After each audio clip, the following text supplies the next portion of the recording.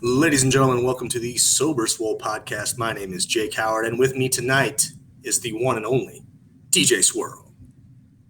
What's up, everybody?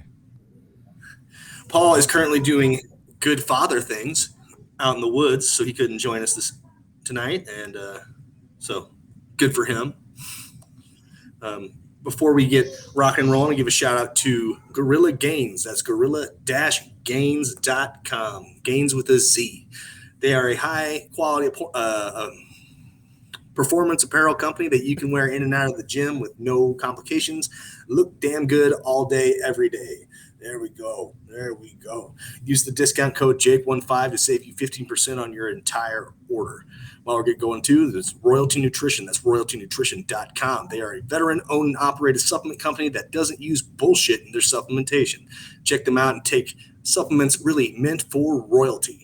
No fake gimmicks, no trash, just stuff to help you claim your throne. Use the discount code 37HAKE to save 15% on your entire order. But hey, Warhorse, tell them about it. Hey, it's Warhorse. Do you want your workouts to look like this?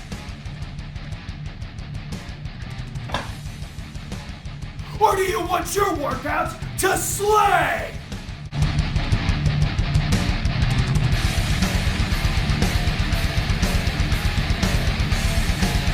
When Warhorse picks his pre-workout, he wants it to slay. If you want second place, go with somebody else. If you want to be a champion, go with Royalty Nutrition.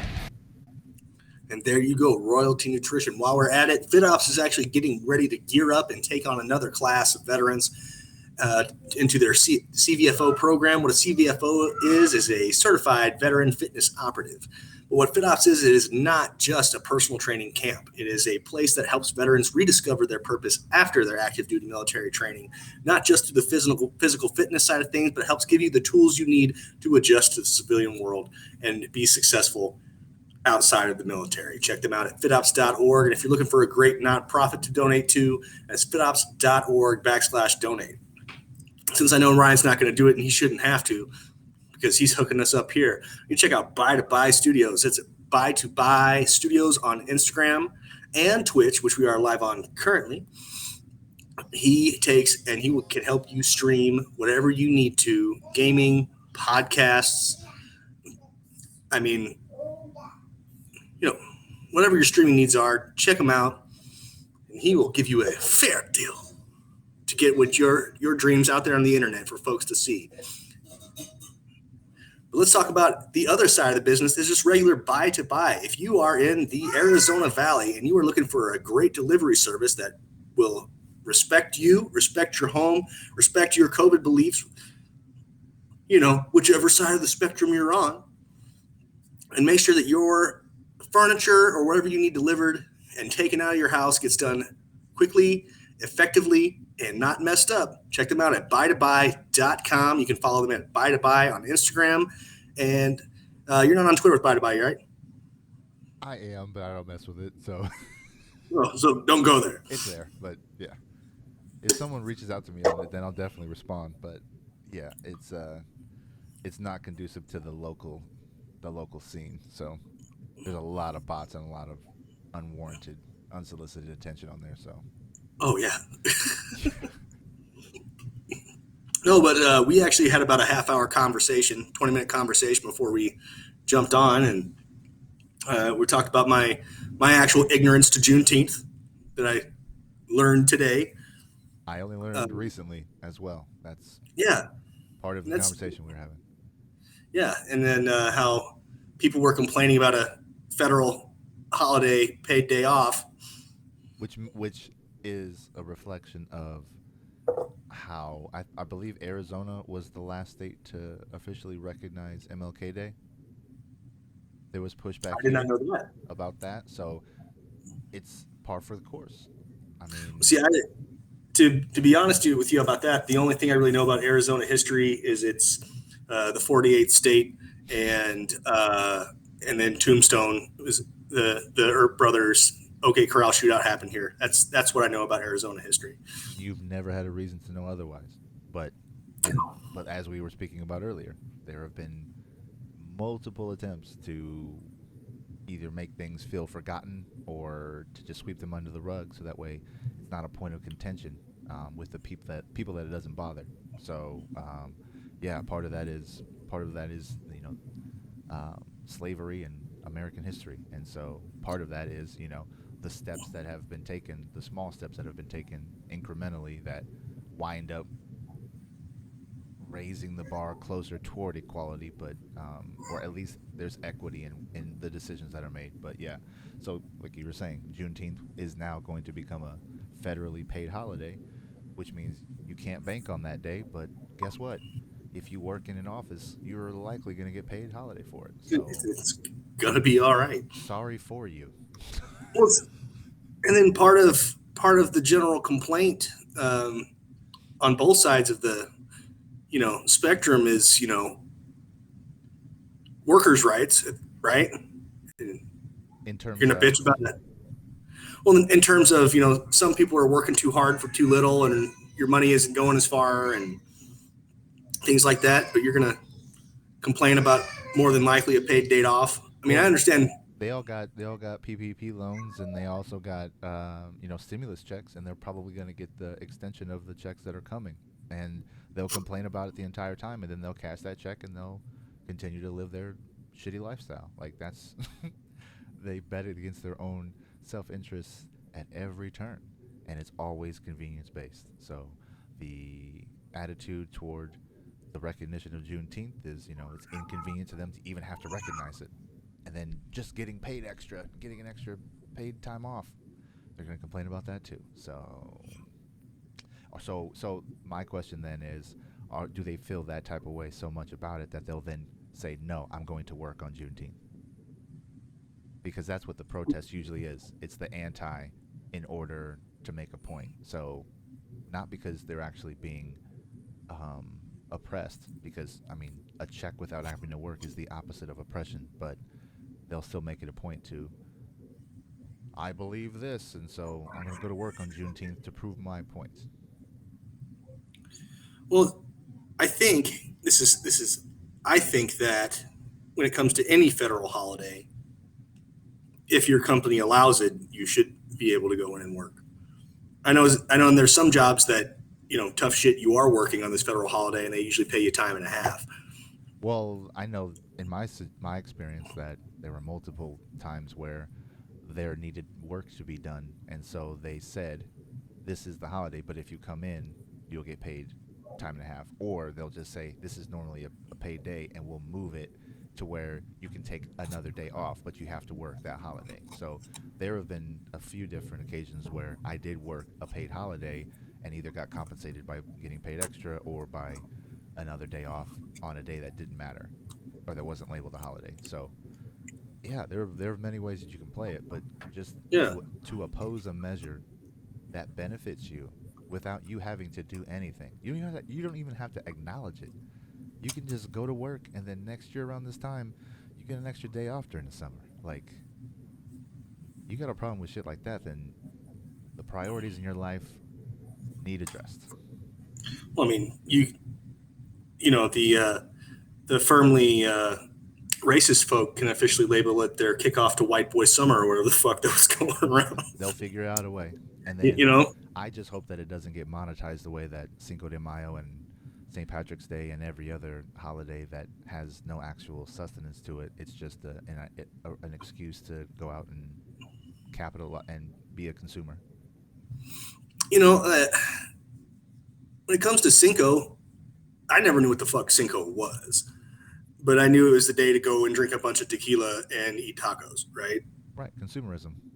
But it Support was, capitalism. That's what every holiday is turned into, even Christmas. yeah. Well, so and the thing with Cinco is it has nothing to do with the United States. It's celebrating the day that the Mexican army beat the French. Like, Exactly. That's the point. yeah, yeah, That's no, how appropriation works. It's not about honoring whatever the culture is. It's appropriating the hats, the garb, the drink, the food, the music, the atmosphere. It's about appropriating that to make money off of it. That's how capitalism works. And so someone always has to lose, and that is Mexican culture. That is hopefully not Juneteenth being turned into a blackface event. I mean, the moment you brought that up, I was just like college kids in Yep. chains at bars. And it was like that's the first thing that popped into my head. Yeah, and I mean, It's like, you just you recognize that young ignorant energy because mhm. we all have it at one point, and it's Yep. about a lot of what you do is the choices that you choose not to do. It's very easy to paint your face black, but it is incredibly problematic when you step out in public. So you Mhm. just don't, Yeah, there's just don't. lot, a lot of Brads and Connors. They're gonna have a couple. There will be some issues, no doubt. There'll be some issues. Yeah, but anyway, anywho, you said you were talking to your mechanic today. Yeah. So Did you get that? Did you get that drip pan sorted out? yes. So um, I just went in yesterday and let them know what my situation was because I called last week and they didn't respond. They didn't reply to me. So I said I'll just go show up, and so I did, and we had a conversation, and they were just kind of like, it sounds like they didn't know what they were doing. Blah blah blah. It's one shop versus the other. I'm not trying to pit one against the other. I just need to continue to be able to do my job. So he said first thing tomorrow come in. I went in there this morning in less than an hour, in and out. He goes, we got it off, put it back on, no problem, no big deal. So the issue was that for the truck that I have, they're standard 13 or 15 millimeter oil plugs, right? Or drain plugs. And so the one that they had in there was 16, which means that it was fabricated to work, right? Mm-hmm. Which is not unusual. However, I wasn't made aware of it, and I didn't know that that was going to prevent me from getting work done outside of that shop. So it was just a surprise. It was not like a, oh, my other shop was taking advantage of me. It was, okay, this one shop is trying to follow their guidelines and they're letting me know. They're being transparent as opposed to fucking shit up and saying, oh, hey, you need a new oil pan. Because they could have definitely done that. And, with the way that, people have the stigma toward being able to trust mechanics and, some people in the service industry, I'm not trying to bring energy into that, feed energy into that for any reason. So I went into it with a level head, and I came out the other side. Great. They charged me $40 for it. Took care of it. Less than an hour in and out. They said it'll be fine. See you in 5,000 miles. So yeah, good to go. So yeah, I don't know what I did to have that work out, but the timing is great because I've got 8 deliveries tomorrow. Well, what probably happened? Thinking about it, so I remember the chuckle fuck gearheads I worked with in the oil field talking about stuff like that happening. Yeah. What probably happened was some Yahoo probably cranked on your original screw Yep. and it double threaded, which caused the leak. Yeah. So instead of getting a new screw, they just bored it out Well, no, and there put was the no big. leak. I've never had a Well, problem with my oil. I was talking about the original. Yeah, yeah, yeah. Uh, The that's thread. probably what happened. Yeah, yeah. That's Yep. why you had to put the bigger bolt. Yep. Yeah, and my other partner, he explained that to me. I tried to go in, I didn't want to try to blame them like, oh, I caught you guys. Like, I just need to get an oil change. I can't do it somewhere else. This is why. Can you guys do it? Yes. They said, no problem. Cool. Here's the money. Thanks for my Mm, keys. See you next time. Like, yep. and that's how a lot of things, miscommunications like that. And then, people get online and they leave reviews and, or they do videos and, they shame and, try and cancel. Like, I don't care. I don't care enough. Like, I know that the particular dealership that I bought my vehicle from doesn't agree with my politics. I know that because of the way that they advertise their business. That Hmm. wasn't a decision whether I bought my vehicle there or not. And even though I know that, my service with them hasn't changed. I'm not going to go out of my way to complain about them, even if I have an opportunity, because that doesn't serve me or them any good.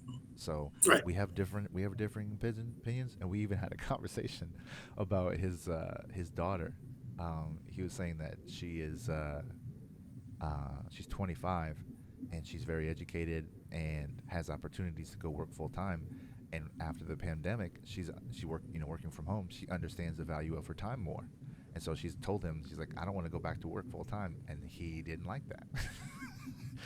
With his views, 40-hour Hmm. work week, grind and do your thing. And she's kind of like, she has the ability, but she's like, no, I want to, my mental health is important. What? Hmm. So I had an offer. So I'm disarming enough to have that conversation with him about his own daughter at his place of business. So it's like, my intention with people I disagree with is never to start shit. It's like, it's like how I want a cop to behave is I want them to de-escalate the contention to find the common ground. And the common ground is working hard for what you get. And we can both agree on that. But I also understand the mental health aspect with his daughter, who understands that things are really different now and things are changing. So let's be on the forefront of that. And my time is important. And so I had a conversation with a young man who I knew from my Texas days. He and his girlfriend run their own photography business where they do everything from like fitness photos to like car shoots. Like they do some really cool work. They Yeah. do good photos and videography. And he was asking me, like, he's a young cat, like 20, 23, 24. And he was like, "Hey man, just a quick question. What do you think about me getting on testosterone replacement?" And I said, "If you go to a doctor and your doctor says, well, yeah, this is what it is, here you go, then if you choose to follow that protocol, then that's the protocol you follow. But you have to understand, you're probably going to be turning your balls off forever. If you and your lady ever decide to have kids and you don't, take the proper precautions to make sure that doesn't happen, you might screw yourself, Right. And he goes, "Yeah, man, that's what I was thinking. It's just I've been so tired and I don't have any more energy." And I was like, "Hey, you've been running and gunning since I've known you, pretty much, to get this business off the ground. When was the last time you took a straight up vacation?" And he was like he couldn't tell me. Like he said he took a Friday off, and I said, "Well, did you answer an email or text message about business?" And he goes, "Well, yeah." And I said, "So you were working?" And he goes, "Oh, yeah." And I said, "Oh, when's the last time you straight up just took a week and went away and didn't do anything with your business?" He goes, "Well, I went to the Kansas City Super Bowl parade, but I was still, taking pictures and working." And I was like, "Then you go take a real vacation." He's like, "Yeah, but I got shit to do." And I was like, "Everyone's got shit to do." But sometimes you got to turn that brain off Yeah. and figure it out. I And you could escape from for a week and then come right back and jump in what you were doing. me, Yeah. A week is too long for me. well, Maybe 3 days. so I've told people before, it's like, "Hey, I need your check-ins by Thursday so I can have everything up by Friday. I'm gonna be gone for a weekend." Sure. But I'm You just know, saying, like, taking that much time off consecutively and allowing something that you're the driving force behind to just be at a standstill, I can't do that at this point. Um, oh yeah, in a couple of years, maybe, and I joined this whole process. I started this whole process with the understanding that I'm not going to actually try and take a vacation, quote unquote, a vacation until I'm 40, and that's just my choice. Just turned 38, um, 2.5 years into my business.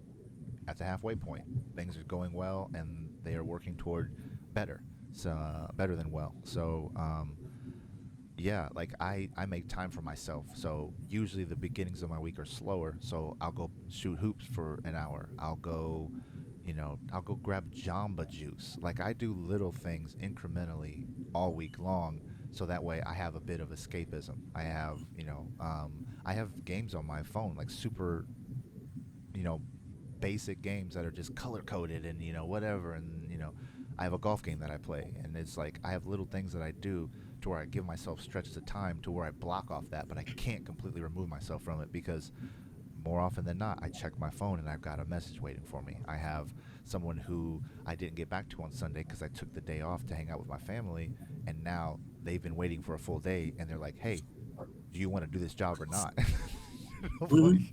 yes, but they don't know my situation, and that's not something that is their obligation. So, um, yeah, a week is a long time in my book. 3 days, sure, I could go to the mountains for a weekend. I tried to go hiking on Sunday last week. I did 25 deliveries in 4 days last week, and so Sunday was like supposed to be my cool down day, and I was swimming and being an acrobat with my daughters. So Mhm. Days off. So days off don't even really mean days off. It's just a different kind of work. So that's my experience. I get you. It was, I mean, I was just trying to hammer home to this gentleman that he just needed to stop and breathe every so often. Yeah, And yeah. No, I'm just talking about the duration, but the idea, the oh yeah, principle is sound. Absolutely. Everybody needs time to. You need a pressure relief valve. You need to be able to let some of that hot air out. Step away outside because it's not impossible. It's very difficult to be in the middle of something and still be able to step outside of it and be clairvoyant. Like that's people don't really have people will talk about hindsight all the time. Oh well, hindsight's 2020. Hindsight's 2020. Well, foresight doesn't need to be perfect for you to not make a mistake, for you to put yourself in a position to succeed. So, um, I plus, don't I know, mean, man. you can be in the best position to succeed and still fuck it up. That's Absolutely, life, absolutely. you know. Yeah, yeah, yeah. That's And so, like planning a vacation while you're in the middle of a fuck up to me doesn't make any sense. Like if you're in a funk and you're just like and you're still trying to do something, like no, pause, figure that out, and so cannabis has really been helpful in my experience in allowing me to dive deep into that thing that's agitating me, whether it's my complacency, my time management skills, or whatever the things that I struggle at that wound up compounding into another problem. I then dive deep into that problem and say, okay, let's retrace why you got there, and then work backwards, and you typically pull yourself out of that. It's slow, and it's painful, and it's private, and you can't really express that to somebody to have them understand it because you got to work through that. But it's important to dive into it to not avoid it because avoiding it is just building it into something else that will turn into a giant bomb the least when you least need it to happen. I didn't mean to say bomb online. I apologize. I will not say how that dare you? again. Now, now we're getting flagged and Yeah, taken the down. stream is about to glitch for no reason. Get ready.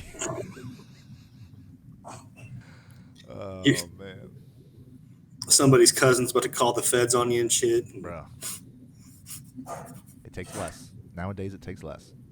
Dude, I've been seeing like,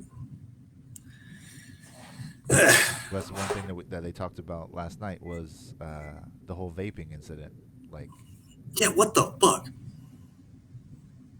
I, I, I cannot make excuses. I cannot reason for people who do things out of animus when they have a level of disdain in their heart to where someone upsets them and all they can do is pull MMA shit. Like MMA shit is last resort. That's fear for my life. Like For like a teenager vaping. Like I can't even think how low that is on the total pole of importance.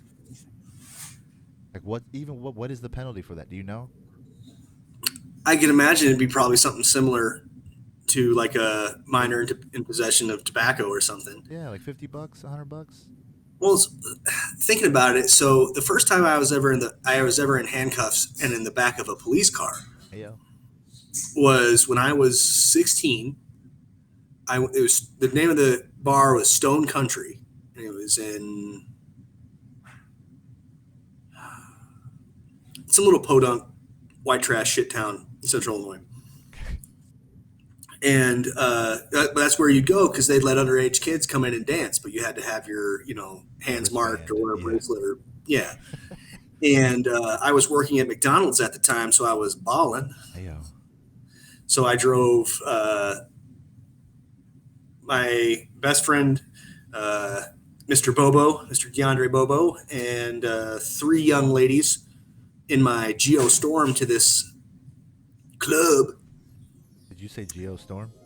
Geo Storm, I just got a half chub, sir. Continue. two door.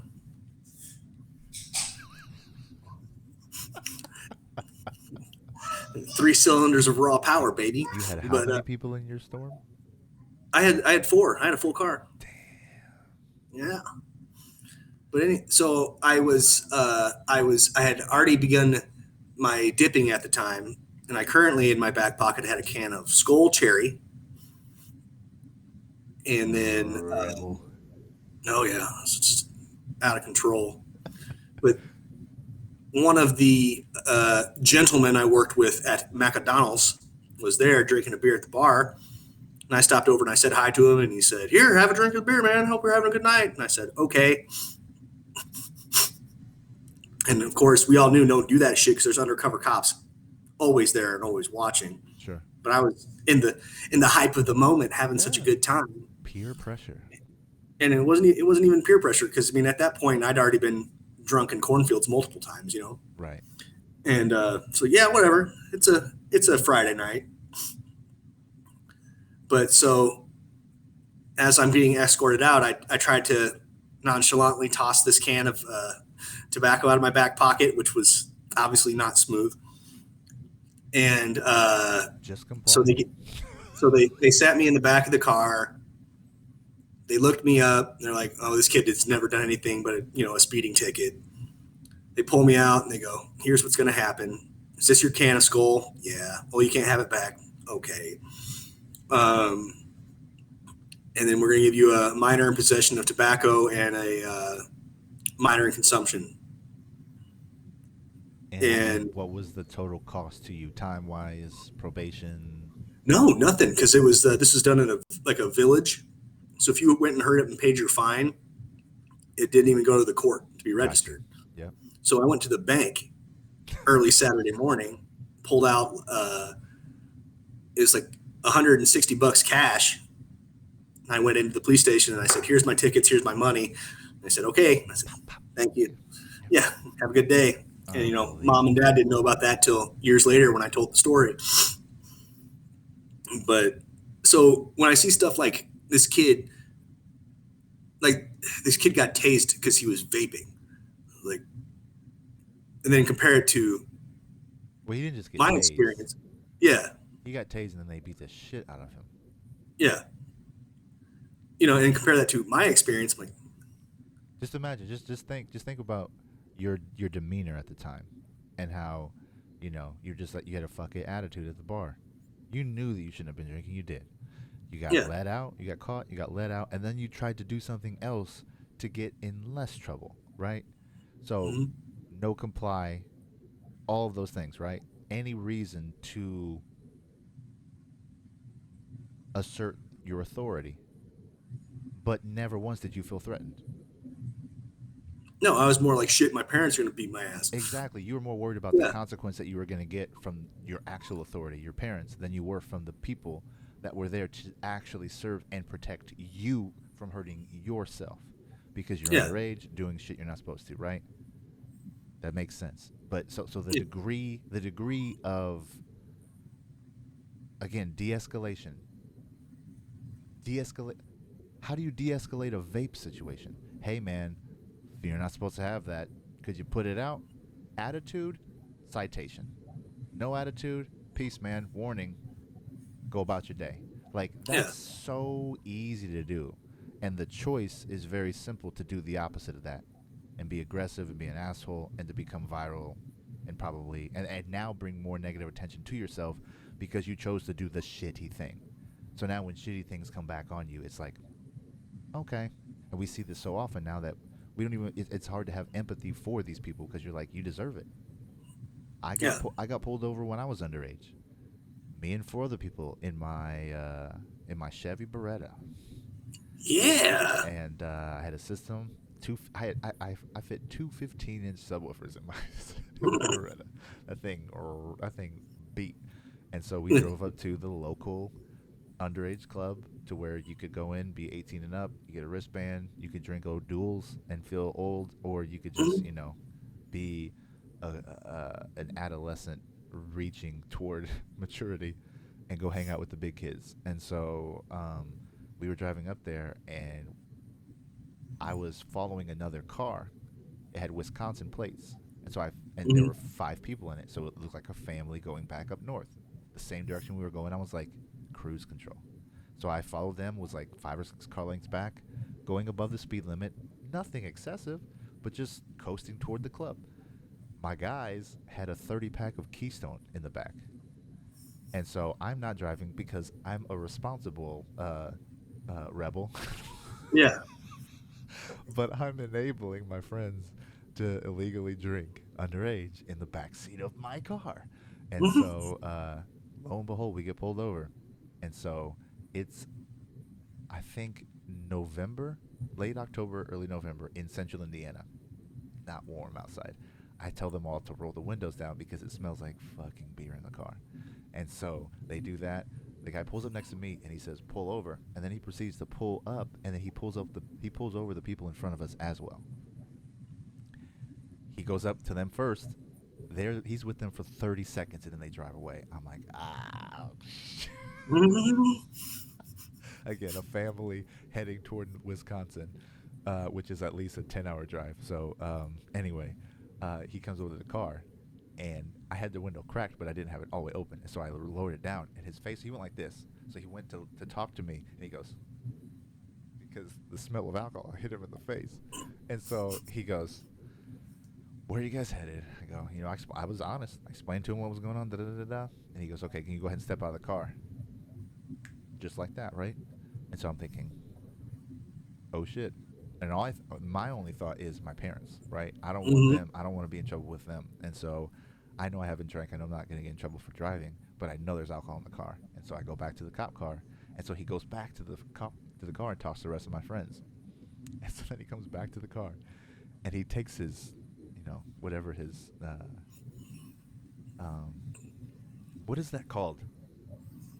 What is it called? Clipboard. Clipboard, yeah. Which opens and usually has a whole bunch of stuff in it, right? He takes it and goes, bam, and he slams it on his dashboard, and he grabs the steering wheel and he goes like this with his hands. He goes, okay.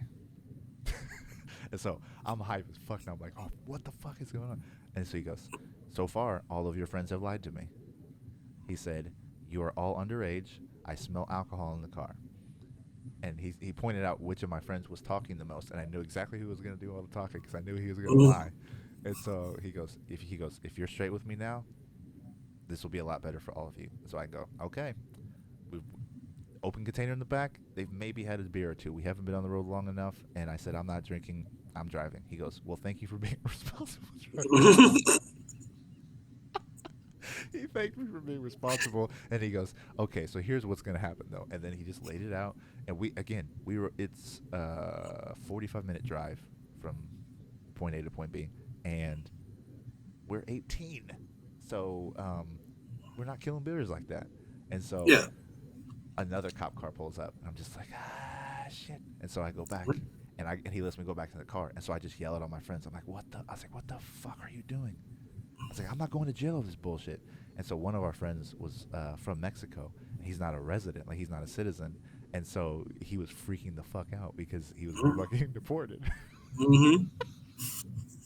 And like I'm talking ESL, I was his first friend in America. Like English is his second language, and so they come back to the car, and the other cop comes up and he goes, "Okay, so here's what's gonna happen." He goes, "You're getting a citation for speeding. You're all three are gonna get a citation for underage drinking unless blah blah blah blah blah blah blah." And so then he made us take the 30-pack out, and we had to crack them open and pour them out in front of him. And so while he's doing it, the cop's like, "Oh, you're breaking my heart," like just teasing, talking shit and all this. So, but I didn't think anything of it because I'm like, they're letting us go. Like they're letting this night could be way worse, right? Yeah. And so, and knowing now as an adult how people get taken advantage of over bullshit, it's like, don't put yourself in that position. But our generation, and I have the privilege of being melanated to a point, but to a point that it allows me. I have light-colored eyes, and I grew up in the Midwest, so like I have privilege that I know other people who don't look like me have never had. And so I got out of that moment. And I was more upset because he let us all back in the car. We dumped all the beer out, and he goes, "Okay, you guys head home." I go, "Well, we're gonna go to the club now." And he goes, "Oh, you're not going to the club tonight." He goes, "You're going back home." And so then I got mad because we had gone to this club so much, and this was the one night we had recruited a bunch of our friends, and they all signed up and they were going. So we were getting passed by our friends. We were recognizing the cars, and they were yelling at us because they see my car. And so they're screaming, like you can smell marijuana, like going past this, and it's all my friends. And I'm just like, oh my God. And so then we went up to the next exit, but we all had to piss because they were drinking. And so he told us to turn around, and I put my right turn signal on to go the other way. And so he put his lights back on, came screaming up next to me. He's like, "What the fuck are you doing?" I said, "They all have to pee." Mhm. And so then we go to the it's a pilot or whatever. It's a truck stop. And so he parked on the other side of the highway to make sure we turned around. We parked next to this van, and the van pops open, and then four of my friends from high school come out, and there's another person passed out in the van, and they're like, "Bro, we're on our way up there, but this person's already fucked up, man. We're just trying to get him hydrated." But I was like, "Yo, you guys need to turn around." I was like, "Leave now," because there's a cop Mhm. who is literally making sure that we turn around, and so they bolted, and yeah. So even in that moment, I was still looking out for the other people who could get caught up in the same situation. But I put myself in that position, and it's something that I have to recognize, in spite of all of the egregious ineptitude that they continue to show on a nationwide basis. It's so weird to like have stories like that and seeing kids getting fucked up, Over nothing, man. and you're like, what the fuck happened?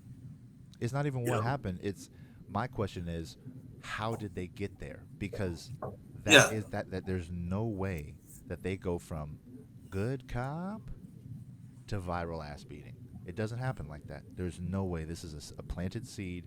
This is the bully culture of high school, people who peaked early and then the rest of their life got hard and they became cops. Or, that happens with the military too. And that's unfortunate, but that's a reality of Mhm. the work that you're put in to do. And the accountability that you don't also have, because people don't challenge the military and the police. You're not, because you're supposed to be able to trust them. So yeah, when shit like this happens, you just you and again, I'm thinking about other cops, because there are decent cops. There are great cops out there, but it's not their responsibility to keep them in check. However, when shit like this happens, it's their responsibility to speak up against it, in my opinion, because I want to continue to trust the police. I want to have good favor every time I drive by. Every time I see police lights, I want to hope that they're helping somebody instead of beating up a teenager over a vape pen. Like Let's see. it's obnoxious. That's why I am wholeheartedly in favor of ending qualified immunity. Yeah. You That's know, that's that's the main step. That's step one. I had a friend who he got shot on a no knock raid. Mm.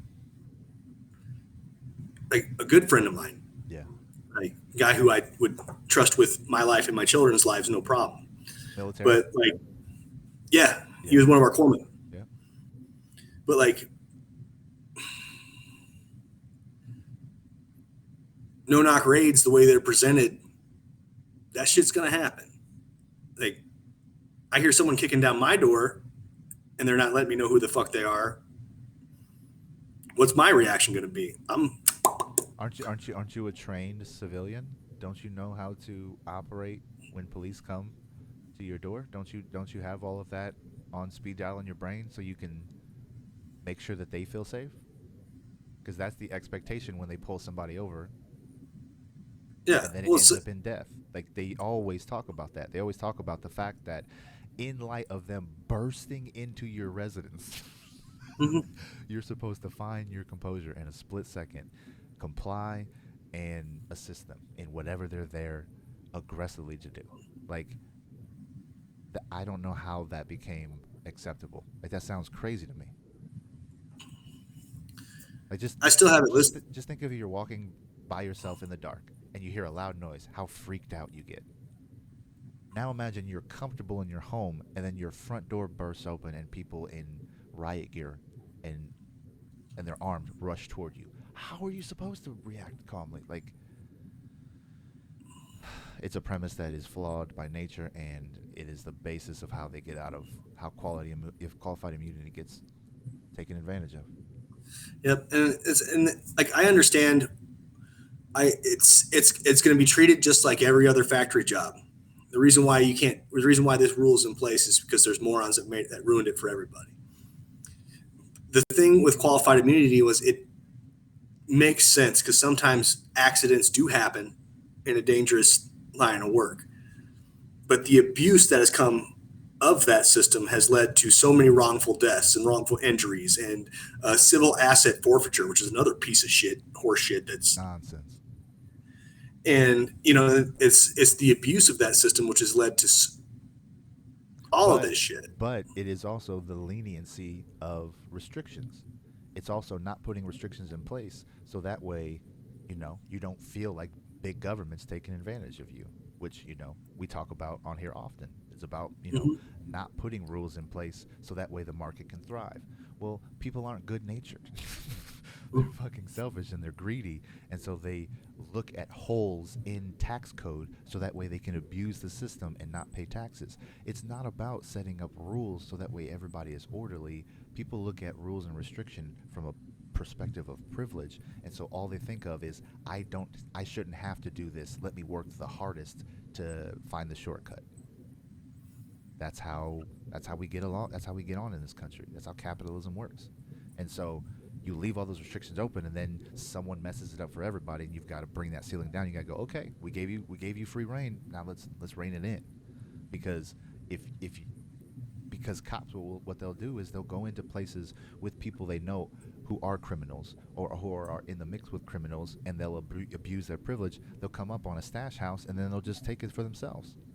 Like the level of integrity that's missing from their line of work, that comes with the badge, that comes with the qualified. You should feel protected with through qualified immunity because you are integrity above all. You're not above the law, but the law Yeah, protects you in the event that something pops off.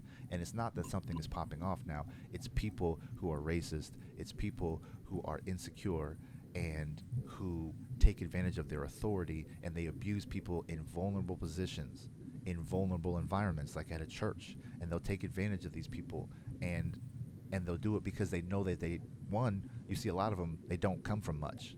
Because if a Karen who's living in, a nice area files a complaint and she has money, that's an issue that they are going to continue to have to deal with because they can get representation. But like that young kid, you think he's got a lawyer in his Rolodex? Nah.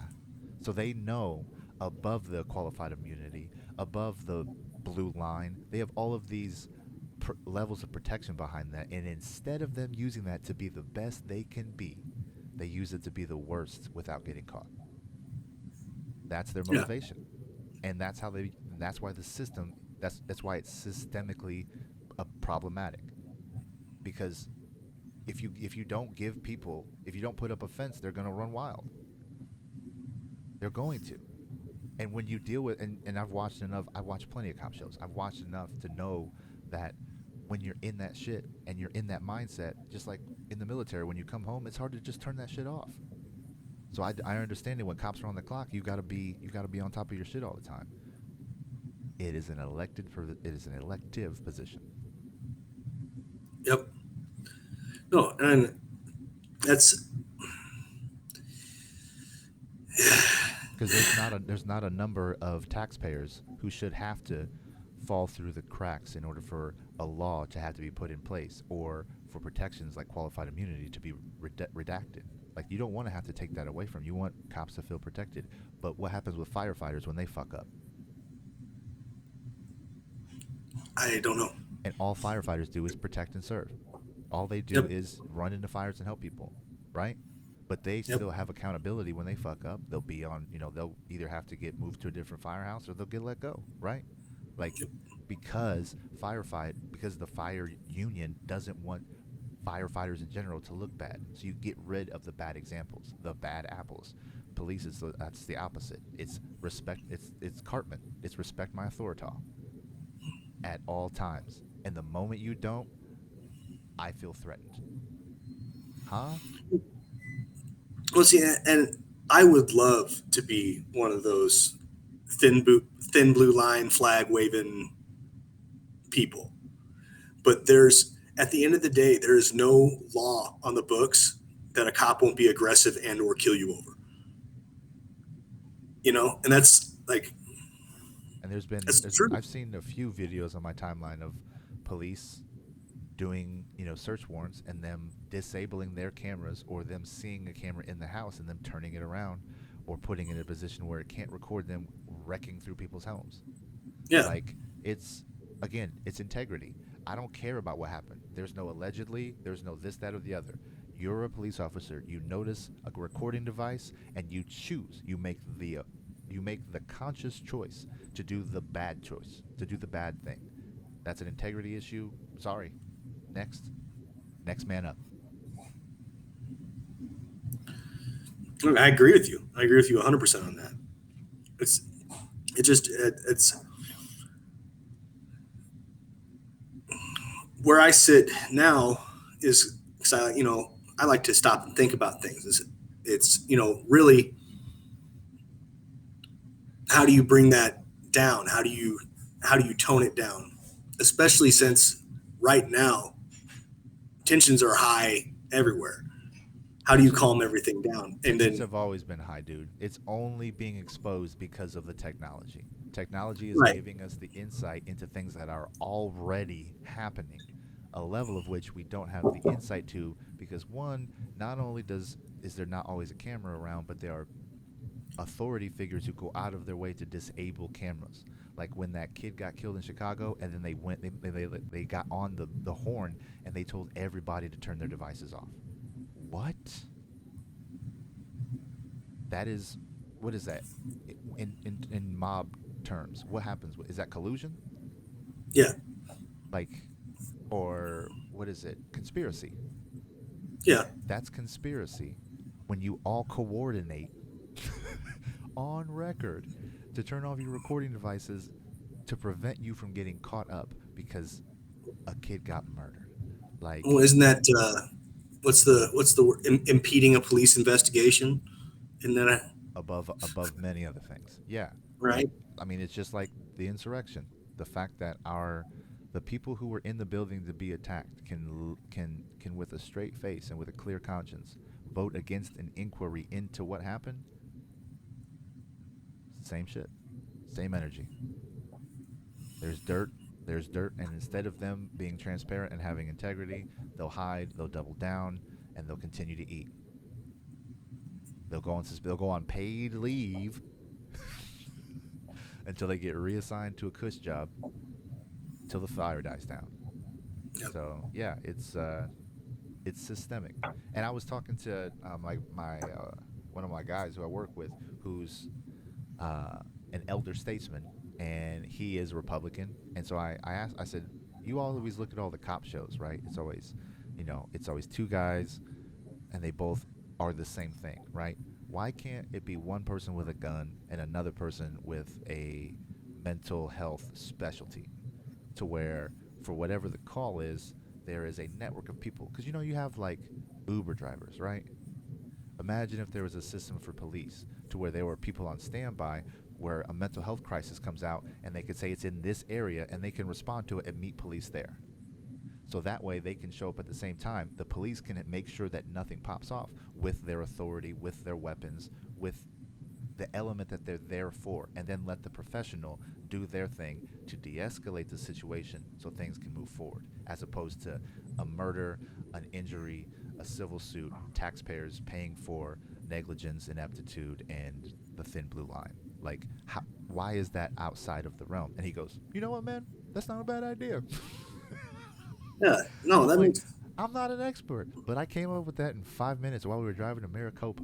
Like, it doesn't take a genius to think, hey, maybe you should take one of these fucking bad boys, because that's what it is. It's GTA, it's Call of Duty. It's you don't need SEAL Team 6 to go, help somebody who fell down some stairs, or someone who has a break-in. Like, yes, there are so many units that you'll still wind up having 3 cop cars show up. You'll have 3 armed cops, and you'll have 3 people of a specialty who can brainstorm to de-escalate a situation.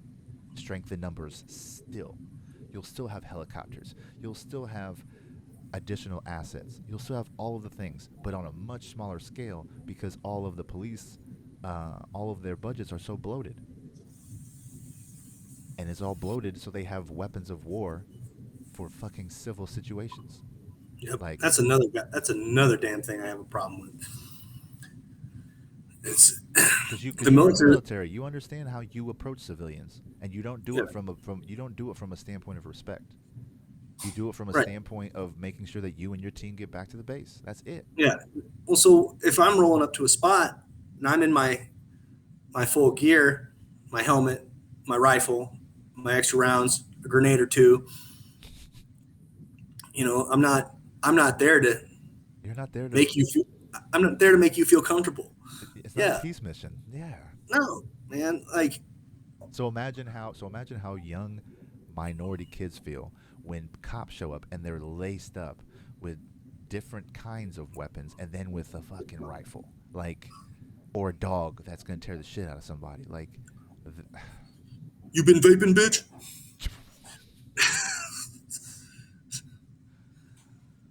oof, yeah, it's heavy, man, and Yeah. it doesn't need to be. It doesn't. No. It doesn't. We can definitely work through this, but there's money to be made on one side, and there are three letters, and they have got this country by the balls. It's like I had the. Well, for one, I couldn't have become a police officer out in Arizona to begin with. Yeah. Just their recruiting standards at the time, I did not meet them due to my prior drug use and, not admitted yet, but definitely my dependence on alcohol already at the time. Yeah. So I knew, even as a young man that got out of the military, that me even applying to be a police officer out in Arizona, I would have been laughed out of the interview room. I wouldn't even have got to the interview room. Yeah. But when I moved back home, I could have become a cop in my hometown. But I guess I had the mental fortitude to know that I would be a dog shit cop. I would be a dog shit cop. Why is that? Because at some point, I hadn't learned yet to control my anger, really. Okay. So at some point, I would have done something real dumb. So no de-escalation. No de-escalation. Gotcha. At some point, I would have done something that I thought was hilarious that no one else did. Yes, sir. Right? And more than likely, I would have found a way to abuse my authority in some way, shape, or form. Not like stealing or anything, but like manipulating people into, I don't know, doing something to get off of whatever piddly shit they were doing. Sure. Kind of thing. Like, just because at that point in time in my life, I'd probably make a damn decent cop now, but I don't want to fucking do it. But when I was a younger man that could have gotten into and done the police force and all that shit, when I was a younger guy, I'm a terrible cop. I would have been a terrible career cop. I think I could have been a good cop. I think I might have been one of the statistics of the cops who wind up being memorialized, because I think my good nature would have been taken advantage of by someone who qualified immunity is in place for, right? Yeah. Like, I don't know. I don't give my emotions the urgency that people do when they're in a stressful situation, right? Like, if someone cuts me off on the highway, yeah, I'll flip them the bird, but I'll keep moving. Like, I'm not going to then speed up and then try and make them know that I'm upset and then cut them off again and all that other shit. I'm going to let them know that I'm not happy with it, but I'm not going to escalate it to the point that it becomes an issue. So when it comes to policing, I would try to execute the same way. I would try to rationalize the situation and let them know that I don't want to be there. Like, what can we do to resolve this, or to go into a more positive direction? And I think that would make me a target. I think that would put me in a position to be taken, or to my partner, even worse, my partner to be, no good deed goes unpunished, right? Right. So I don't want to be a cop that someone sees who is into crime and then sees as good-natured, and then they use someone to put me in a position to where I get taken advantage of. Like, I could definitely see that happening. And so, yeah, but just the culture, cop culture, I couldn't fuck with. my partner doing some crooked ass shit, and then I am peer pressured by everyone else who is dressed just like me to not do the right thing. Nah, no thanks. That's not my line of work. Well, see, and that's something that I probably could have, especially if I were to join the police force as soon as I got out.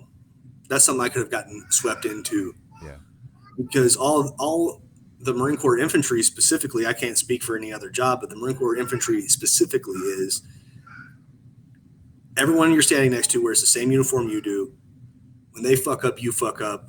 yeah, If if you can handle it in house, handle it in house. Don't do anything to embarrass the unit or or the Marine Corps. yeah. If something like that does occur, fix it before someone else finds it. And I agree with all of So those things, but I could never be in the military. was it not that but I'm saying, like, I can see where I would have a problem with. I watched Billy Joe Bob kick a grandma because she was drinking a can of Coke and he thought it was mace, and I'd be like, it looked like mace to me. Like that. Because that's the kind of culture that, like, I guess can get manipulated. Absolutely. Like coming strictly from an infantry standpoint, and you have to have each other's back because it's life or death. And then you enter a job force that has not the same camaraderie, but its own camaraderie. You can relate to it and be like, well, obviously this is what I have to do. So, in the case of, so to speak on that, like, I couldn't, I can't do the blind loyalty thing. I can't Okay. take orders, go execute someone, and then drive back and go to sleep. Like, Okay. that's that's orders. That's a life, right? And that life may not have anything to do with why we're there. That's collateral damage. That's war. No thanks. No thanks. Yeah. That person didn't do shit to me, and I don't think that they even care because I don't know their name and they don't know mine. So, the grand scheme of things, I understand there's things way bigger in play than me, but I'm not going to be a part of the enabling of more international terrorism because that's what ends up happening, right? It's the son of bad guy A who then becomes bad guy B, or the cousin, or the whatever, and to see what's going on with Palestine and Israel, and you're just like, and then you see random fights break out and shit here, like in New York, and you're just like, this person was eating brunch, and then they got cold cocked by somebody walking by because they said, "Are you a Jew?" and they hit him. Like, it's like, what? Like, if that happens here, imagine how they feel while you're there. Can't do that. That would, no, I couldn't do that. But like, so what? So like, in the case of Pat Tillman, like that was a case of friendly fire, right? Another while we're talking about sweeping things under the rug, Hmm. he is celebrated by and large for his accomplishments, and he should. However, the reason why he's no longer with us, in your opinion, being someone who's in the military, I don't remember how that story came out. I just remember hearing about him and then hearing later, way later on down the line, that it was a case of friendly fire and that it was like super sketchy. And I think I was because I heard it from his wife, an interview that she did. Hmm. And that's like the whole thing. Like, don't don't make the our unit look bad. But was there an effort to keep that quiet? Do you remember or do you know? So that was in a whole. So that happened in Afghanistan. So and it was before I was. I think it happened before I was even in. Okay. But um, um, well, you probably never heard about the guy from India Company who lost his mind and took all of his stuff and was headed for Syria when I was in Iraq the first time, What's right? that? Say it Yeah, again. I had a guy uh, that I knew him from the School of Infantry, and he was like, "Fuck this, fuck you. The other side is right. I'm taking my shit. I'm running off to Syria to find, Fuck. Al Qaeda and Yeah. you know, So he give him defected. everything." He defected in front of your face. basically, I mean, like he was in a different company, so he's in a different part of the city, Yeah. right? But he obviously got caught because the house that he thought it was cool to hide in came in and was like, "Come get this dude out of my house." Right? Yeah, that's me. That would have been me. That I could. That's me energy. Well, It's like, what the fuck am I doing here? Well, it wasn't the what the fuck are we doing? Am I doing here? Because I mean, we all had those kind of thoughts, like especially as the deployment went on, and we're like, what really is our job, And we're all scared all the time, and then for what? But anyway, like he was straight up trying to be like, I'm gonna go learn how to kill Americans now. Well, yeah, because when you see a lot of people turning a blind eye to what the fuck are we doing here, that can weigh on someone who has empathy in their heart, right? Because you're not there. Empathy. You don't wear empathy on your sleeve while you're out running a mission. I kicked a kid. Yeah, like you're. The point isn't to be a human being. Yeah. And to communicate with another human being. It's to execute the mission. That's it. So that level of apathy can also turn otherwise loyal people into defectors. So I completely understand his mental health, or lack thereof. Do I agree with what he did? Fuck no. Yeah. Take your ass back home, bro. What the fuck? Like this dishonorable whatever the fuck. Like, yeah, there's definitely the enemy. Nah, now we got a problem. there's definitely ways to get kicked out of a deployment. Yeah. So I watched that happen too. So he didn't get booted? Oh, he's out. He okay. went to. He probably went to somewhere, some deep dark hole. Yeah, he's in Guantanamo. Probably still to this day. Yeah, but no, we had a kid. We had a guy on the second deployment. He was involved with getting drugs into the barracks, and he got caught up in that shit with this, obviously methed out lady from out in town. And he started, he was obviously withdrawing and having issues being away from his drugs. And he played it off like a huge giant mental break and how he had to get home. Yeah. And I'm sure he's either, I hope he got everything turned around, but I'm pretty sure he's either dead or in prison now. But we all shunned him and, dropped all contact with that guy after that. I mean, there are ways to get home, and it's not the honorable way to do it, but you can do it. Right. I mean, if you're just going to have a lapse in why you're there, just get your ass out. Don't put the company in jeopardy. Don't make a fucking scene. Like, just remove yourself from the situation. If you got to take an L for that, then take that giant L. But that's that's the wrong time to have, have a clear head. Like, well, I think we all had lapses about why we were there. Sure. But it was out of pure loyalty. Yeah, you can compartmentalize that into the loyalty and it was, keep it moving. What if I leave and, these people that I've been with for years now, someone gets hurt because I wasn't there to have their back. Sure. So it's like, well, fuck. And you just go and do. Yeah. No, but like, and then, you sit and you think back on stuff like that. So the kid I kicked had to have been like at max 4. Okay. And it was just a reaction because I was sitting and I was holding security on a corner. And so these kids are straight hustlers because they're survivors. They get by, right?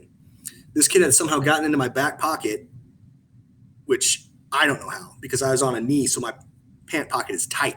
Yeah. So how he gets something out of it, me not feeling it, is magical. Okay. He's a pickpocket. And he sits back and then he holds my can of tobacco in front of my face and Mr. What this? And just instant reaction. I went back There's one, something came up in front of my face. So you basically horse bucked him. Yeah. Yeah. And, and that's like, oh, I kicked that kid. Oh Oh, man. my. Oh, Yeah, but sneaking up on a soldier and then pickpocketing them? Yeah, man. dude. Oh, you had to, like, we had to, so it was called, we dummy proofed a lot of stuff, so one, you wouldn't forget it or lose it or whatever. Yeah. But I dummy corded everything. So I'd take like 550 cord and I'd tie it to my vest or something. So wrapped it around. So like if I was running and it fell out, I still had it dangling or whatever. Yeah. But also it's because if you were interacting with a bunch of people, they didn't steal your NVGs, like your night vision goggles when you were turning a corner or, Yeah. and man, so like, well, one time I was sitting in a turret and I was, I had, my, this is when they already had everything up armored and they already had the MRAPs there. So it's the big trucks and there's just windows. And we had to sit in some spot forever and just hold security. And I was like, I brought this monster. I'm going to enjoy this nice monster on this beautiful day in Baghdadi, al-Baghdadi, not Baghdad, al-Baghdadi. And this kid somehow in all of his, he wasn't a kid. He was like, oh, he was a kid. He's like 17. But he saw I had this monster and then just wouldn't shut up about it. Like, When you say give it to monster, me. are you talking about the drink? Yeah, the energy drink. Okay. Like, give it to me. Give me this, mister. I know you see. Give me this. Give me. And I, for like 20 minutes this went on. And I'm just trying to chill. I can't smoke in the turret, or you're not supposed to. So I'm like, now I'm on edge. I'm already on edge because I'm holding security in the spot. So I just pop up the turret. Fucking dinked him with it. There you go, buddy. You hit him with a can of Monster?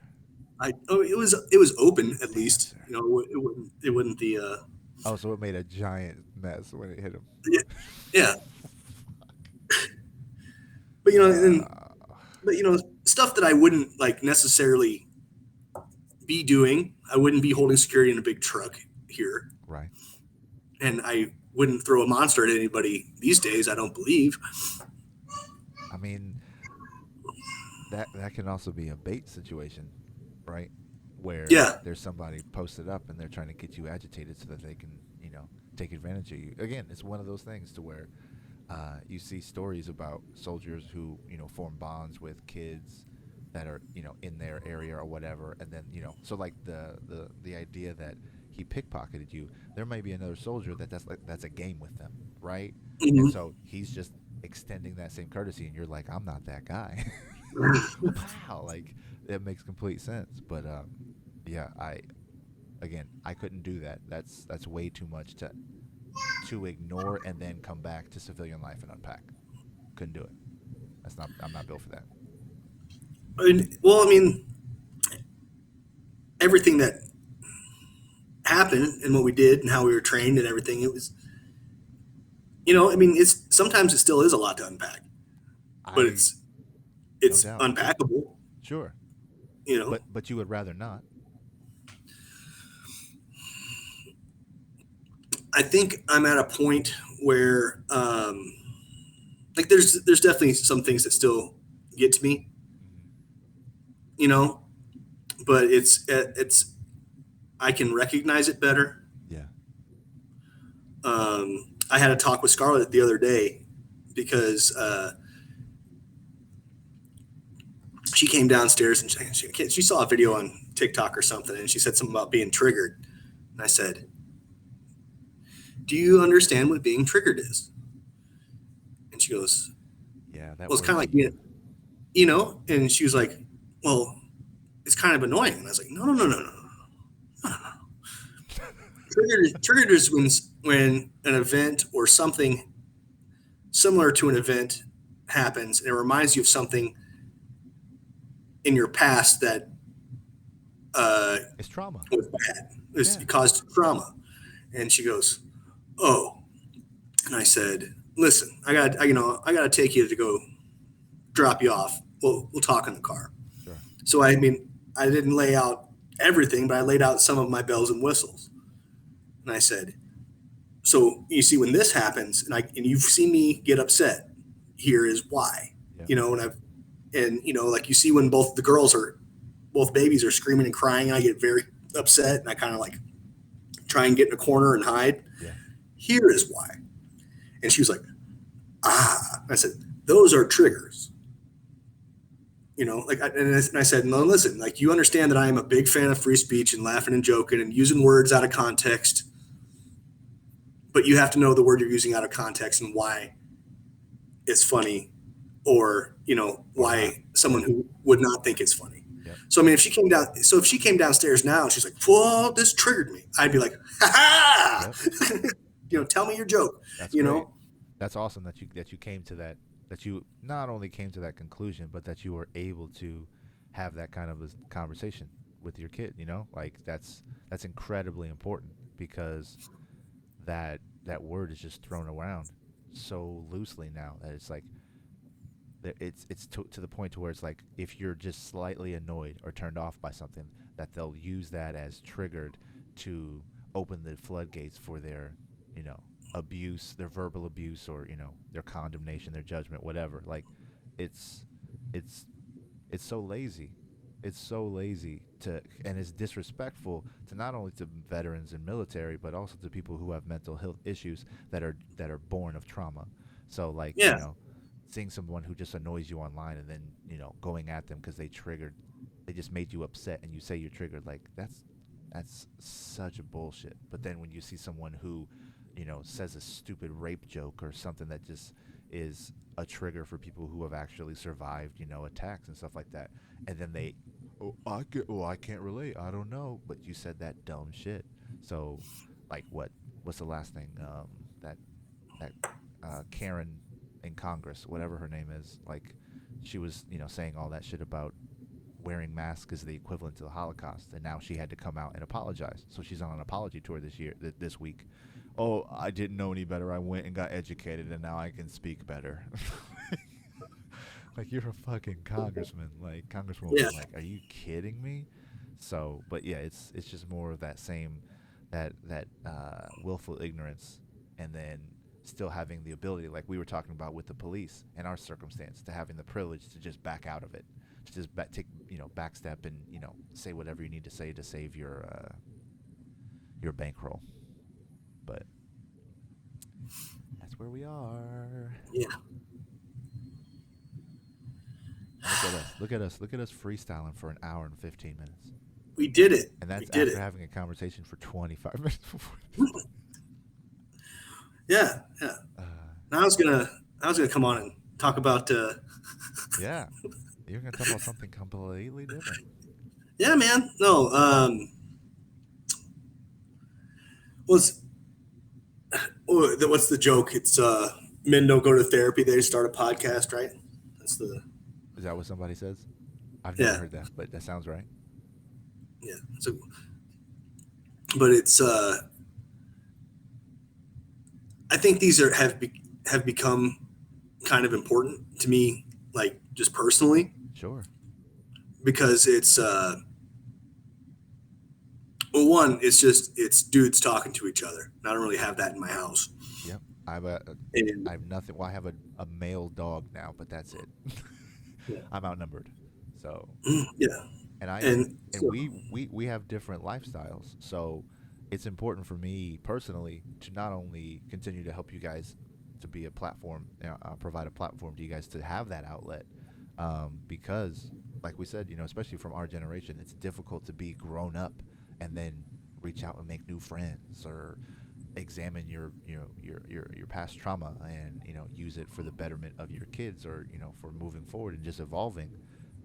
It's really tough for us to just do that anyway. Like, we have some clown in the comment section that's just facelessly dropping in, and that's still going to happen. But, like, the whole point of us doing this is just to have a conversation with one another, like, and to be able to do that, knowing that we have different ideals, that we have different philosophies, but we still find the common grounds that make sense, that makes us understand how much we really have in common. Man, I switched over to see it. And it's been there for 15, 20 minutes, but I don't want to make it a point so that they feel vindicated. But yeah, Yeah. faceless people like to drop in randomly when they're bored and just throw shade. Again, it's the anti de-escalation. Like Well, if they internet go tapping. back to our past sober truth episodes, and we get into the discussion of me adamantly voting for Dr. Joe Jorgensen. Yeah, they missed all of the 1.2% conversations we had Yeah, must last year and earlier. But must be late to the party. thanks for stopping by. It's been fun. Yeah. Uh, but yeah, Oh, dude. it's good. It's good that we make time, and even when things don't go right, when you have moments, or you have you have days, you have a week that's just shitty, or you like Paul, you just have shit that just keeps happening back to back to back. Like that's life, man. Shit just doesn't add up sometimes, and in terms of timing, it's always great to have this space to just kind of back up, and then to just let us reveal whatever we want to. And unfortunately, he still has walls up that he can't even convey. Because I hear shit from you that, like, show days that you guys have had a conversation about. And I'm like, huh? Yeah. So, Well, but yeah, it's important. good old Paulito. So, are you good though? Are you in a better spot? Like, are you complete? Do you feel out of your funk? I have like aftershocks. I'm still going through the aftershocks. Okay, I had and what that's was it? normal. I don't know. Okay, I'm having some issues. A couple weeks ago, I had a real life, like uh, just a memory blank moment. okay, But it wasn't just normally like a normal brain fart. You know how like sometimes you're in the middle of a conversation and you're like, what the hell was I talking about? yeah. This was a stop, hard reboot. Control Alt Where Delete. am I? Yeah. Who's in this room with me? Damn. And then and I've been having a little bit more memory troubles lately. My hearing has gotten worse, and I don't know if that's related to The screen. the funk I was in, or if it's the weather, or I mean there's and stuff like that throws me back. I've been trying to move around more and get in the gym more and Yeah. move. But I've found that a lot of my motivations to do the things that I really enjoy doing and love doing, I don't really have them for the same reasons that I had them before, or not even have them at all. Like we went to a bodybuilding show for my birthday, and it was cool to be there. I knew one of the guys doing it. One of my all-time favorite bodybuilders was there. Like, he's the background of my computer. Nice. And I could have taken the time to go up and say anything, but I was just like, Meh. like so I'm trying to find out if that's just me growing in a different direction, or it's really just mental health related, so that's been weird for me. Yeah. But I'm more and more just content, and I don't like that. That does take some time to get used to. Yeah, because I've always been a run and go, don't think about it, just go and do it kind of person. So what was it about the ceremony that you couldn't get pumped up about? Like, was it because you weren't involved, or No, I it used to be I could just go to shows, and it was, people living the same life I'm living. Um, you could see and you take notes about, the physiques that won or placed, and then it was, just the bodybuilders are all different in the head. So it was kind of like being around your people, right? Because, no matter what's going on in your life, you have the self-discipline enough to like suffer your way to a stage. And, even though I've done that now, it was just like Yeah. Did you have like a what's and it for moment? yeah, Okay. yeah. And, one of the biggest things that is we always talk about, especially when it comes to, your health and fitness goals or your aspirations, is what exactly is your why? You know, you need to have a why am I doing this? This is, and here is my answer. You know, Yep. and I don't know what my why is anymore. Like, sure, eating clean and working out is it's good for me. It's healthy for me. It'll prolong my life to watch my children grow. But I I was having a I'm still am kind of having a weird time finding my why to be a better athlete, I guess, Yeah. personally. So that's just something that I'm working through and trying to figure out. I mean, as you get older, it's tough to continue to do anything on an athletic basis that isn't the basis of your income, right? Well, You could get there, and you I could mean, do that with your team and the people, your clients, and all that. But again, but your family life doesn't allow you to go all the way in, right? it could. Brittany and I have talked about this a lot, and I tell her, I can't justify being as selfish as I need to be. Yeah, you can I mean, I could, with your why, right, but not having a why, you can't justify it. right. Very good. It's very hard for me to be like, fuck yeah, I'm gonna do everything I can and do whatever it takes to make my goals happen, to be the best my physique ever could be, the top at all. But then I also spend most of my day with my girls, Right. and like I don't necessarily want to stop doing that. Yeah. And because it's, especially right now, because they're so young, they need that constant attention.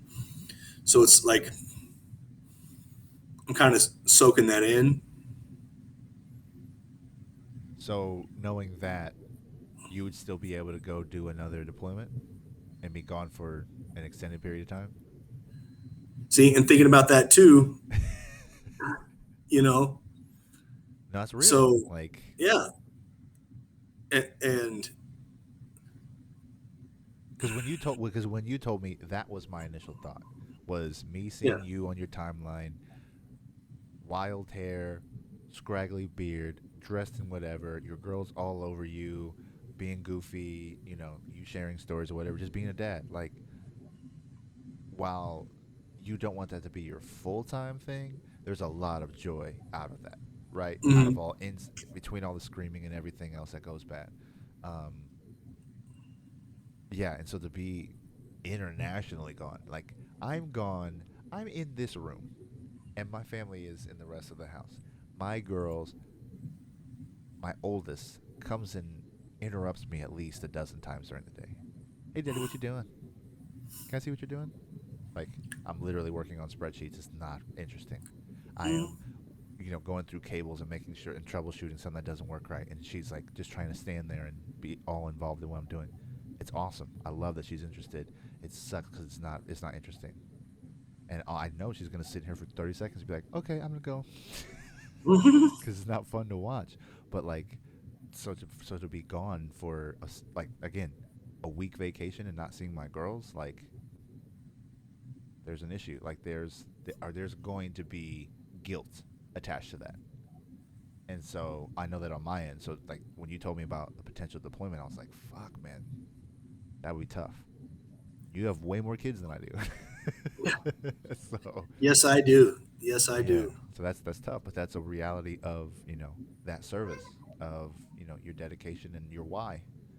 And so I think that you can. I don't think that you won't find something. I just think that you don't know where that leads now because most of your focus, at least since I've known you, has been to get back on stage. So Mhm. And so when it comes to getting back on stage, what I really, really struggle with is I know I'm going to be cranky. I know I'm going to be tired. I know I'm going to be sore. And Ruth is at that age, like especially right now. Ruth is at that age where she's like, "Dad, you're the shit, and if I can stand on your head, I'm gonna do that because I need to do that right now." You know, and that gets frustrating now when I'm, and I don't want like I'm not saying it's impossible because anything's possible. It's just I don't want that to end up being like a memory she has to where she doesn't want to like hang out. yeah, but that you also have the opportunity to not only explain it to her, but then to do something in place of that. So I have a lot of times where my daughter, I show her, I've got a bunch of stops today, and can we go swimming? We'll see. And then I by the time I get home, they're either already in bed or I'm walking in and helping them go to bed. Like, so the whole day is gone. And, I know that my daughter, we had a conversation where pool time was a mere possibility. And she built that into her mind as we're swimming today. Because the next morning she'll be like, Daddy, we didn't go swimming yesterday. So that means that she went to bed thinking about me disappointing her that whole fucking night. You know what I mean? And Mm-hmm. I know that that's a reality, and that's incredibly emasculating. But that's just the reality of the situation. I'm not always going to be able to be there, but as long as I can have the conversation, this is what happened. I got sidetracked. Why don't we go do this instead? I'm sorry. First of all, I'm sorry. Even though I know that you don't do it on purpose, but you just let them know that it's not their fault because they'll hold on to that shit. So I get it. You don't want to disappoint them, but you've got way too much communication, just in general and with them for them to hold that against you. That's true.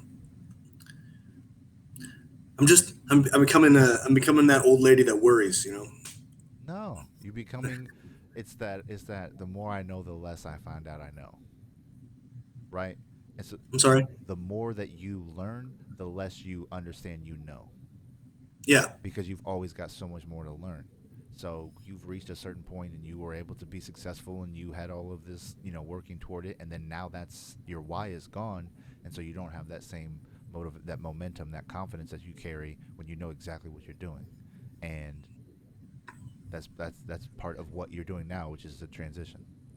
that is another thing. It's my like in to be 100% honest, my actual self confidence is pretty Pretty low. not as high as it used to be. Yeah. So I don't know. Maybe I should just get on a bunch of testosterone and see what happens. Get some of that. Get some of that young man vigor. I would not recommend that. I have no medical background. I'm not a physician, but I would just say, as your friend, I hope you don't do that. I'm sorry. I said, as someone who I consider my friend, I said I would hope that you don't do that. It doesn't sound like there's no de-escalation in that sentence. That sounds like all power. It sounds like rage. Well, no. When I was when I was on stuff before a few years ago, that was great. But that was Like I working was, toward the stage, right? I'm sorry. That was working toward the stage, right? Hmm.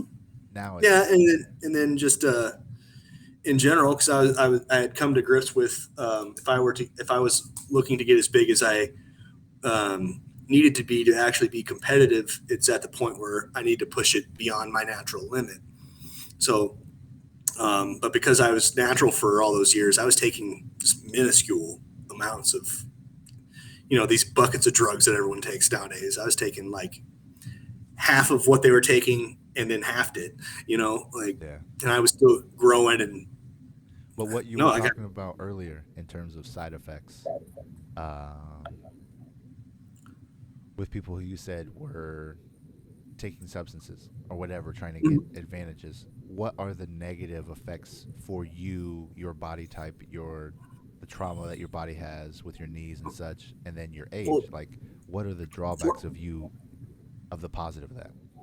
for me now, if I were to ever get on anything else, I would definitely. It's what I always recommend, but I always like to experiment first, especially when I was younger and could. But Because your it's body could if you're rebound.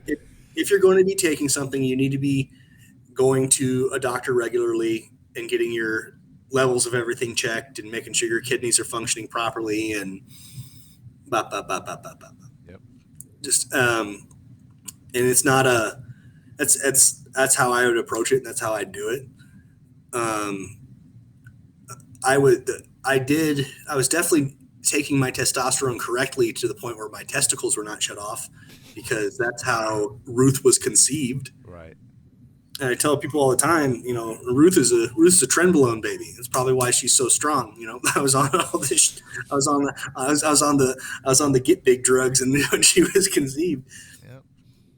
and then but that's how I know how I had planned it. I wasn't screwing myself up, Yeah. because everything was still working. My I wasn't having random liver pains, and my kidneys were okay. I was, I wasn't peeing blood or anything. So, but if I were to do it now, it would definitely have to be through a monitored medical professional. Just because as I am entering my mid 30s and I do have girls, I don't want to be running and gunning and blasting some funky Chinese gunk that some dude made in his bathtub that causes me to lose a kidney or have a heart attack or Yeah. And now so. however you struggle just making things work, being able-bodied is going to make it tenfold harder, right? Like, and I think that's why I go as hard as I do now, because I know that my body isn't going to keep up for an extended period of time. Although I work with a guy who's 69 years old and can keep up with me most of the day. Like, so I understand that there are choices, and I know that there's genealogy involved, and there's things that are out of my control. But I know that if I take care of myself and I don't, I take steps to mitigate my injuries, that I can do this for a while. Well, so I was out. See, I haven't deadlifted in a while, and I went and got nice and warmed up, and I was out deadlifting 405 for sets of 3 today. Hmm. Just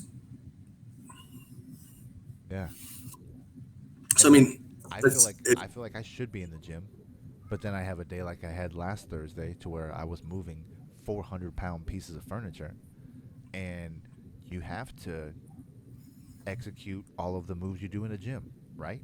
And you have to Hmm. do it with technique so you don't fuck yourself up. So like, and I'm doing it outside, and it's it's triple digits. It's 110 plus. Yeah, It's been that way yeah. for a week now. So like, I have a gym and a sauna built into my business. So like, I don't have to have that same measure of a routine as far as working out and such, because I've got it built into how my work is done. And so that's how I found my why, is because I was in a cubicle for a long ass time, and I was also DJing, and I had a residency, but I had to play a bunch of bullshit music that I couldn't I lost my why because the medium that I was providing the soundtrack for, the music that I was expected to play was, in my opinion, subpar. It didn't allow me to, one, entertain the way I wanted to, and two, it turned a lot of people off. Because when you have to hear shit that's on the radio all the fucking time, there's people who don't listen to the radio for that exact reason. Mm-hmm. And so it became more of a burden than a benefit, and it didn't give me the same. I still had the same enjoyment in spurts. I still got the nervous anxiousness that makes me understand that I still want to do it, but the compensation was mediocre, and the amount of work I had to put in order to make it happen, it was just way too much. And so I knew that that was just going to continue, and so I had to have that same why moment. I'm like, what the fuck am I doing? What am I working toward? Because continuing to live a life that is based in convenience and, you know, having a being able to support my family because I have a steady job, like, that doesn't mean shit when my value is way below what my potential is. So I literally had to build something that would work for me, and now it's doing everything and more than I would have ever asked for it to do. But I had to build it. I had to make it, and that sucks giant balls. I don't wish what I had to do upon anybody, but I found my why, and it has helped me evolve into what I am now. And so I'm able to extend this to you, whether through just, you know, sharing my experience, or being able to have, you know, um, being able to actively listen and ask you questions based off of your situation. So I'm learning as well, because there's always opportunities that I can learn from something, because I have no idea in terms of vitamins and supplements and all that with all that stuff. But I know that you're a resource that I could reach out to. But, you know, but I've seen, you know, your transition into, you know, fatherhood, and that's with the dedication it takes to be in shape like that, and then to be judged next to people who don't have the same challenges you do. That's fucking tough, dude. Yeah, but it's I know it can be done, Oh, I don't doubt it. dude. Well, this is probably the best example because he's a former Mr. Olympia now. I mean, he's a Mr. Olympia forever. But Brandon Curry, is he and his wife have an understanding that bodybuilding is his job. So when he goes to prep for the Mr. Olympia, he moves to Kuwait for like 4 months, and they have 4 or 5 kids. That is the exception. Yeah, Mm-hmm. it can be done. Yeah, Yeah, asterisk. asterisk. Yeah. This phenomenal example. Yeah, no, but that gives you hope. No, there's I mean there's tons of people that have kids, and I think it's one of the I think it's Miss Fitness Olympia. I think she has 3 kids. And she came in and just shit on everybody one year. It was magical. Yeah, yeah. You know, it's. I mean, And kids can turn into your why, mhm. right? Because, like, there are things that I didn't pursue with the same passion because it was just me, or it was me and co, and so there was very little risk of me not succeeding or whatever. But now it's like, if I take a risk and I fail, then it literally takes food out of their mouths, right? Mhm. It takes away opportunities for me to go and do something fun with them because I'm at work so much. Like, there's very real risk to me not being able to execute, but they are always the why. So when I have to be away from them, I know I'm doing it for them, even though there's opportunity cost in all of that, right? So I just hope that I'm able to provide for them enough and on a consistent basis that they see that, yes. And I think of it like, how can you love something if you've never lost something? It's the loss that shows you what love really is. So you know, absence makes, whatever cliche, absence makes the heart grow fonder. So if I'm gone for a while, but I make the time that we spend really good together, then the time that I'm gone doesn't mean as much because the time we spend together means a lot. So yeah, Yeah. it's possible. You can make it work. Do I want to get out of my home office as soon as possible so I have my own business space? Absolutely. But I know that the struggle that I'm dealing with in them sleeping literally right next door, with the time I have to spend away from my wife, and from them going to Flagstaff and enjoying snow and me not being able to go partake in that. Like, I'm definitely missing out on some things, but if I'm working towards something else bigger, it's worth it. That's my why. I get you. No, that makes a lot of sense. So I have confidence you'll get there too. It's just the rut that you went through, and then the lack of having a blueprint that you can follow without the distractions of your kids and your family. Like, you got your work cut out for you, but like you said, you were deadlifting 405 for what? Just to, Just to do it. I did a couple sets of 3 reps. No big deal. Yeah, no big deal. So you could turn that into something else, and it's gonna become something bigger. So I need to work that into 12. yeah.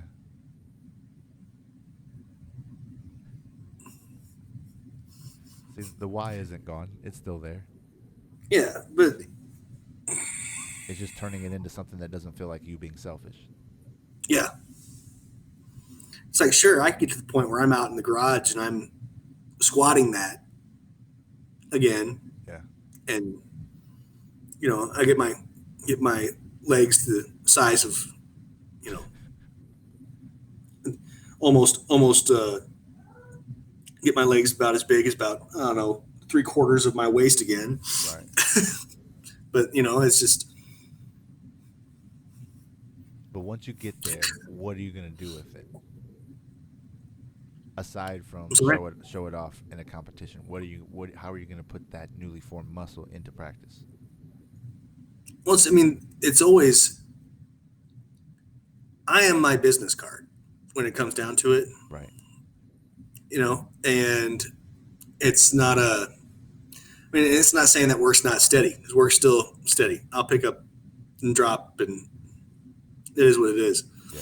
But there's something so, like, the sense of accomplishment of even making it and finishing it is amazing.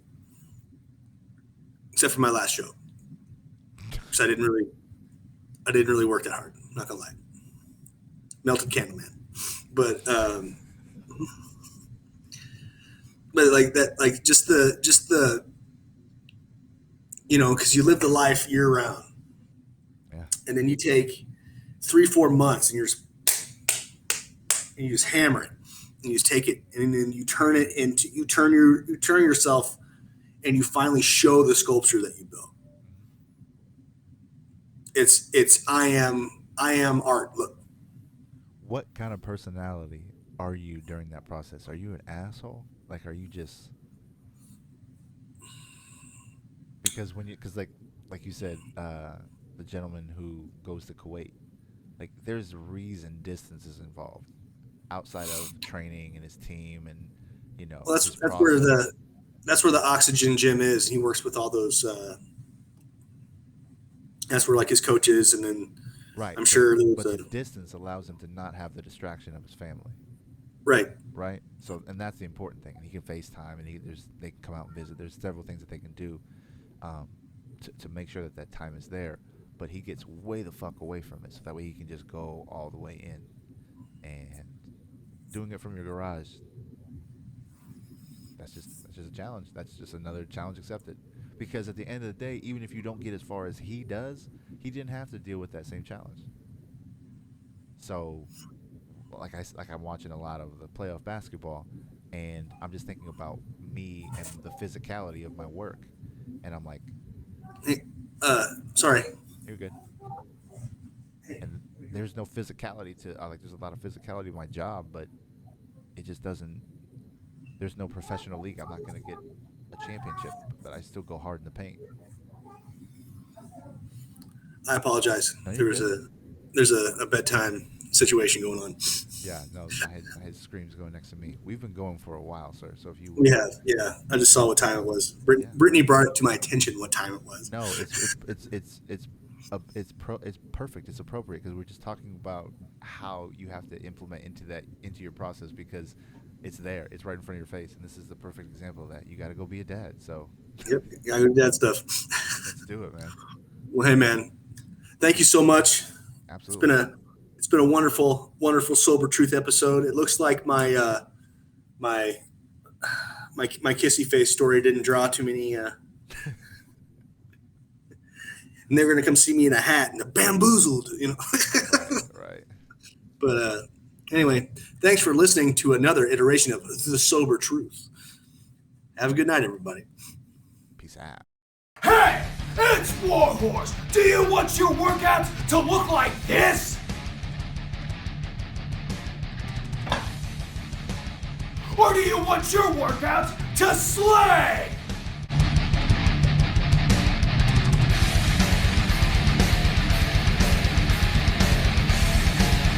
When Warhorse picks his pre-workout, he wants it to slay. If you want second place, go with somebody else. If you want to be a champion, go with Royalty Nutrition.